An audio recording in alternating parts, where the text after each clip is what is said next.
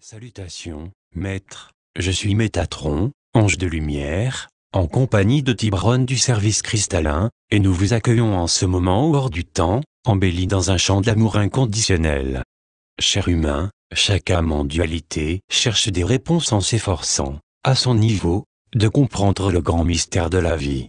Mais la maîtrise de cette noble quête ne peut être atteinte grâce à un gourou des livres. Elle doit être vécue et apprise individuellement, par chaque âme sur le chemin. C'est l'expérience qui produit la sagesse. Les réponses concernant le sens, le but de la vie et l'énigme apparente de la mort sont découvertes individuellement sur les chemins exigeants de l'existence humaine. Et ce chemin, très cher, comprend de nombreuses intersections et bifurcations trompeuses qui peuvent faire qu'on se perde. Croisez du chemin l'un des signes que vous arrivez à la fin de vos leçons d'âme à l'université de la Terre est le fait que les croisées du chemin paraissent plus subtiles, plus complexes, et que la bonne direction semble beaucoup moins apparente. Car, comme chaque âme avance sur le chemin de la maîtrise, ces croisées ne sont plus, souvent, des choix évidents noir ou blanc. Les plus complexes sont des nuances de gris plutôt nébuleuses. Et les choix de la direction à prendre beaucoup moins évidents. Le second retour de Saturne, quand les humains entrent dans le 8e de leur cycle de 7 ans et atteignent le second retour de Saturne, généralement entre les âges de 56 et 59 ans, il se produit souvent un changement particulier d'attitude, passant peut-être inaperçu au début, car extrêmement subtil. Mais changement il y a quand vous entamez cet autre chapitre. Car c'est dans ce nouveau chapitre du livre de la vie que pour la plupart d'entre vous des changements dans votre environnement se produisent logiquement et naturellement. Pour certains, le nid se sera vidé, parce que les enfants l'auront quitté et que les partenariats et relations se seront modifiés, en un scénario compréhensible de cause et effet. Les mariages peuvent prendre fin ou changer de manière subtile renforçant la polarisation, surtout si vous prenez votre retraite ou entrez dans la phase finale de votre carrière professionnelle. Vous deviendrez aussi, à divers degrés, soudainement beaucoup plus conscient de votre mortalité. Cela conduit souvent à examiner en profondeur ce que vous avez fait dans votre vie ainsi que ce que vous voulez encore accomplir. La façon dont vous réagirez à ces nouveaux centres d'intérêt déterminera largement ce que vous ferez des années qui vous restent. Le second retour de Saturne est une période importante durant laquelle un nouvel auto-examen ayant un but est tout à fait sensé et approprié. Et soyez assurés qu'il vous affectera tous, que vous vous intéressiez ou pas à l'astrologie. Les humeurs seront différentes dans le changement de gravité planétaire du retour de Saturne. Âge et attitude, quand les humains avancent en âge, il n'est pas rare que dans cette phase transitoire de la vie ils sentent malheureusement que les meilleures années ont passé, leurs habitudes deviennent plus rigides. Et ils sont moins ouverts à l'introspection. Ceux qui vivent seuls seront privés du point de vue d'un partenaire de vie, et pourront tomber dans un comportement excentrique, et même se faire des illusions. Ceux qui ont un partenaire pourront tendre à accepter de moins en moins les critiques concernant leur changement de comportement et le raidissement de leur attitude.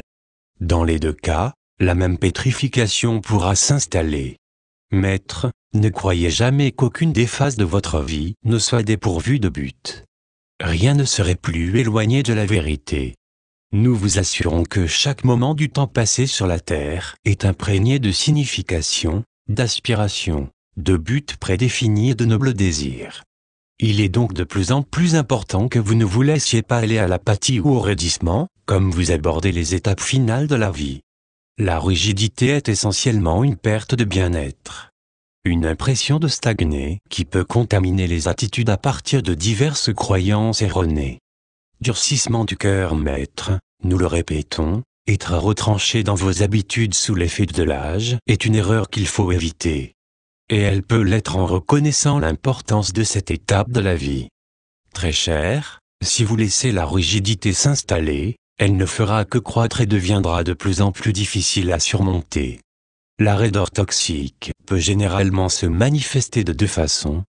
Par un refus arrogant de se remettre en question, par un renoncement pétrifié, une croyance inexacte en la disparition des meilleures années quand on se laisse aller à cette croyance et à celle que la vie n'a plus beaucoup de sens, il en résulte une atrophie du comportement. Quel que soit votre âge linéaire, le présent est tout ce que vous avez. Et vous devez savoir que le présent ne dépend pas des accomplissements d'hier ni des peurs du lendemain. Vous ne prenez pas votre retraite de la vie tant que vous êtes encore vivant.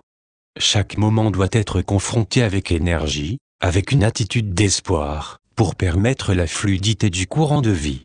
Émettre, cette fluidité demande une adaptation permanente, une vigilance constante.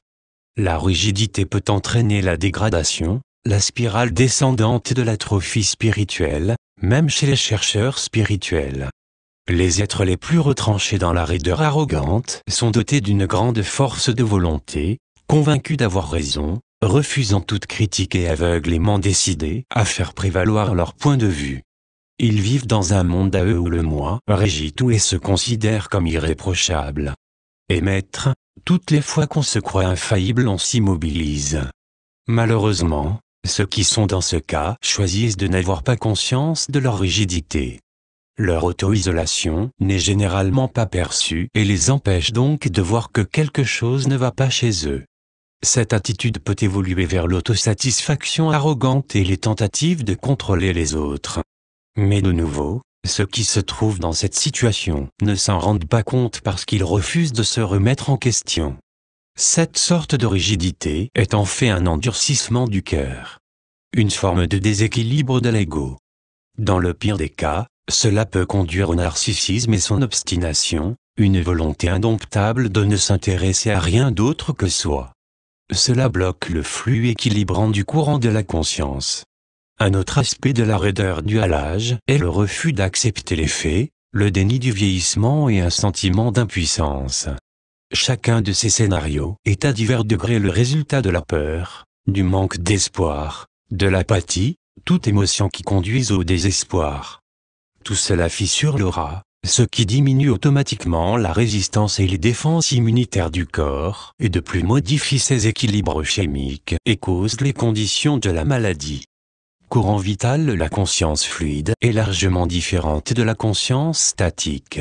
La rigidité provient d'une conscience statique, coupée du reste, alors que la conscience fluide est nourrissante et implique un processus naturel et mentalement sain d'autocalibration permanent.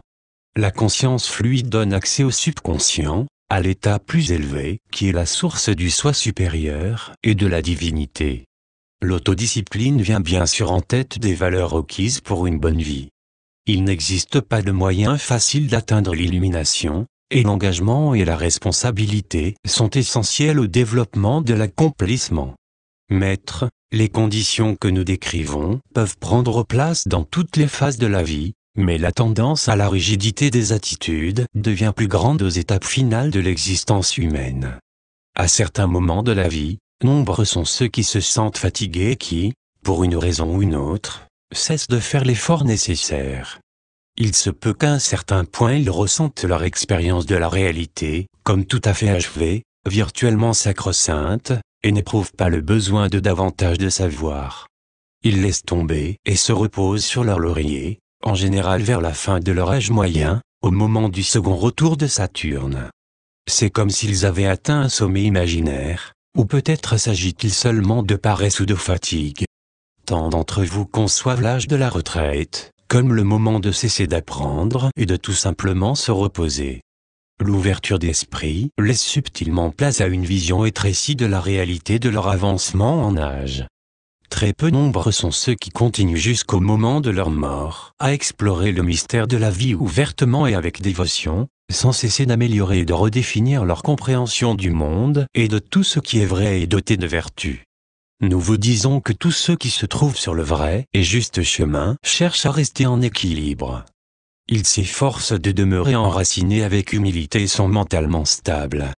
Ces êtres se soumettront d'une manière ou d'une autre à quelque chose de plus élevé qu'eux, qu'ils l'appellent Dieu, la vérité, l'amour ou tout autre noble idéal ésotérique et altruiste.